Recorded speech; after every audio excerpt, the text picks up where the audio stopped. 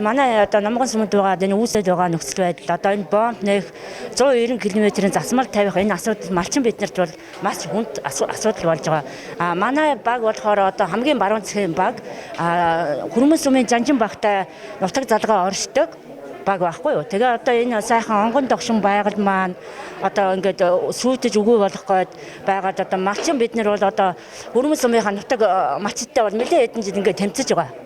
Тэгээ би одоо малчтынхаа төлөө Түгэн багийнхаа малчтынхаа төлөө болж өчиг дээр ороо ирсэн.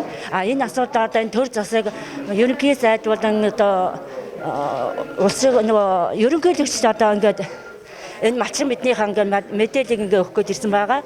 Энэ асуудал одоо энэ тэр сайхан онгон догшин байгал маань устдаж өгөө болох. Нэгдүгээрт одоо улс гэдэг манай говьд хамгийн ховор асуудал.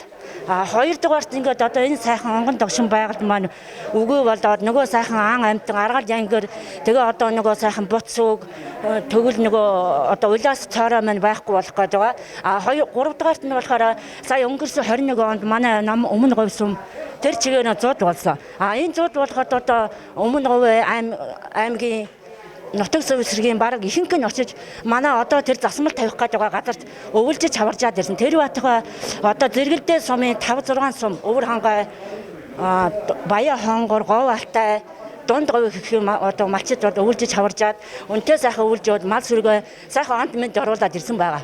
Тэгээ энэ нутгийн төлөө бид нар одоо ингээд тэмцэн явж байгаа.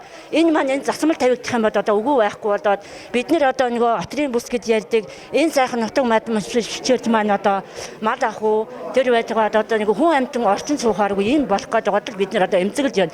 Тэгээ өөр хойш үедээ одоо энэ сайхнаар л өвлүүлэхийн төлөө бид нар ингээд одоо тэмцээд байгаа л да малчин бид нар.